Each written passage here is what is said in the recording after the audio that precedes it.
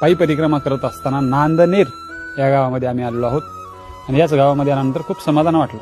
समाधान वाटण्याचं कारण असं आहे कारण या गावामध्ये आहे नामदेव महाराजाचं मंदिर आणि याच नर्मदा मैयाच्या किनारी या ठिकाणी भोलेनाथाचं वाहन नंदी याने तप केलेलं हे ठिकाण आहे आणि याच ठिकाणी 2 शिवलिंग आहेत. एक हे समोर दिसतं ते महाकालेश्वर आणि हे कामनाथ नावाचं शिवलिंग आहे.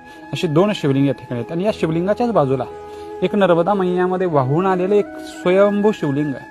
कुठली तरी प्राचीन मंदिर पडलेलं वाहून गेलेलं आहे पुरामध्ये, त्याचं शिवलिंग पुढे आलेलं आहे ते हे मंदिर आणि याच गावामध्ये आहे संत श्रेष्ठ नामदेव महाराजांचं मंदिर.